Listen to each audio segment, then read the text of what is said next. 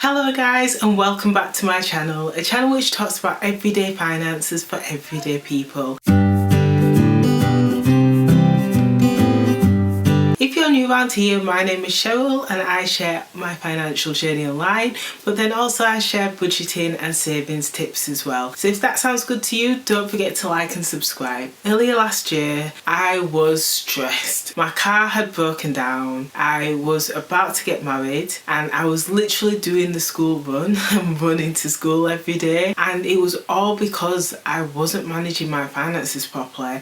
Now obviously there was other factors involved, but the main reason was because I wasn't managing my finances properly, and it really made me think about my spending versus my budget. It made me think about what it was that I was doing wrong, and I came to the conclusion that my spending wasn't matching my budget. Every month I always had the intentions of, creating the best budget and sticking to it, but fast forward 2-3 days into payday and I'd be back to usual and I wouldn't be on track with my budget. So I realised that I really had to spend a lot of time focusing on my spending to ensure that it matches my budget. So one of the first things I started doing was tracking my spending, and I have to admit the results have been life-changing. Honestly, so life-changing. Everything has clicked into place. All of a sudden I now have a budget that works because tracking my spending has allowed me to create a realistic budget. It has allowed me to manage unexpected expenses but also work towards my savings and financial goals. So today I thought I'd share with you how I track my spending and the benefits I've seen since tracking my spending. If this sounds good, don't forget to like and subscribe, and let's get started with the video. So what you'll need is simply a pen and paper.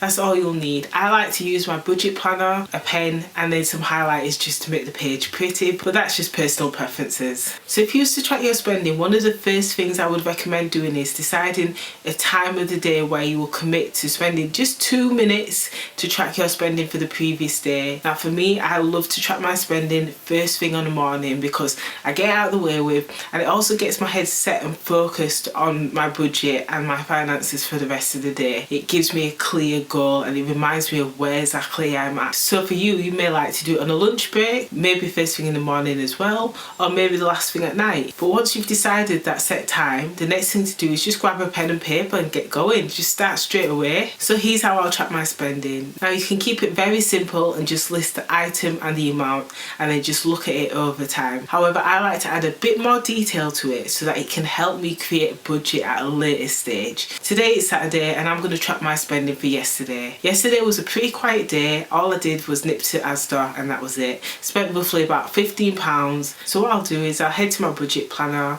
and then add the date. I'll add the item, in this case it'll be Asda, and then I'll add the amount as well. So it was roughly £15 that I spent. Once I've done that, I also add in some optional bits as well. So for example, category. I add in the category because it allows me to see exactly how much I'm spending in comparison to my budget. So for example, with groceries, I budget roughly £220 a month, and if I find myself overspending continuously, I may need to adjust the budget or I may need to look for more ways to save money in that budget, but it allows me to see exactly how much money I'm spending in each category. It also allows me to identify new categories as well. So for example, household, that was a new category I identified because I realised that I actually like to buy a couple of bits for the house. It might just be £10 here or £20 there, but there's always a little something that I need to buy for the house. So creating a new category for the household meant that I wasn't going over budget. I wasn't using my spending money to buy those household items. I was using a dedicated set fund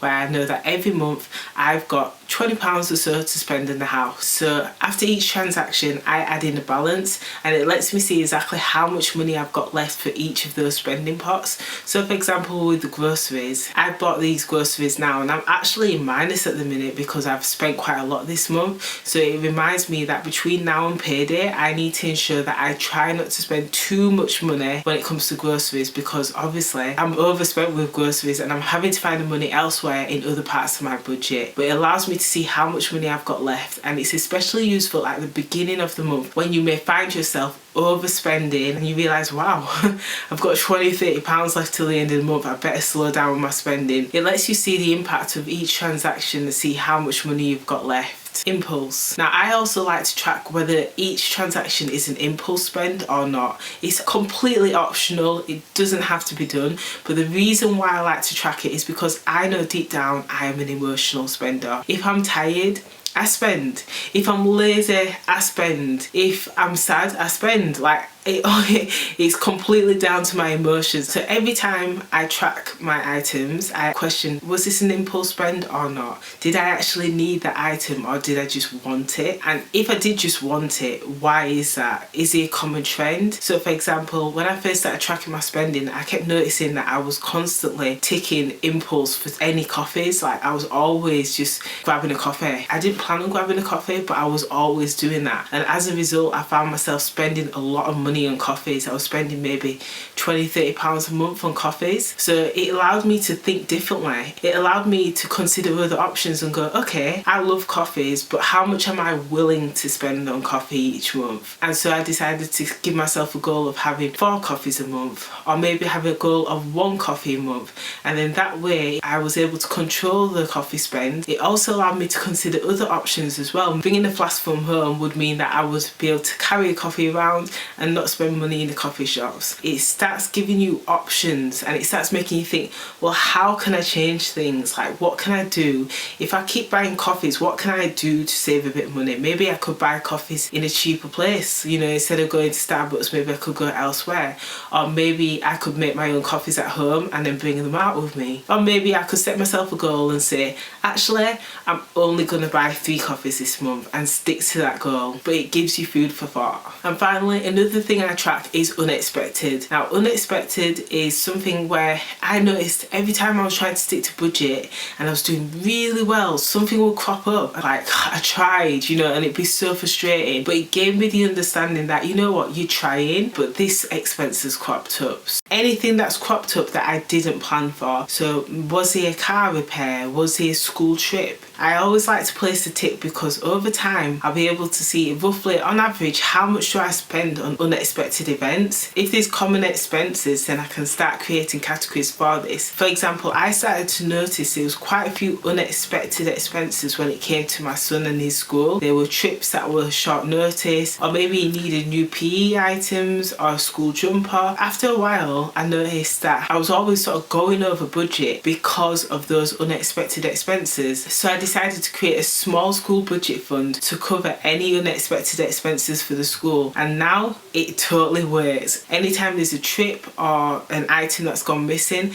I have the money there to cover it for that month. And it's also allowed me to get a real good understanding and have confidence with my budget, and that's what matters. So this is how I track my spending, and this is the benefits of it. Now, I understand there's some people that love a good app, they love an Excel sheet, and rightly so. Like, everyone's different.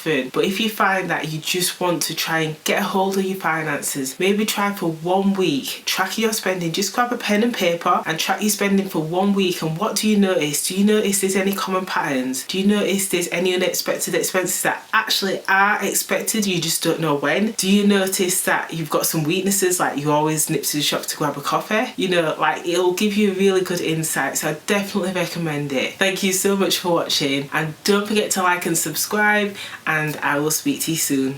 Bye.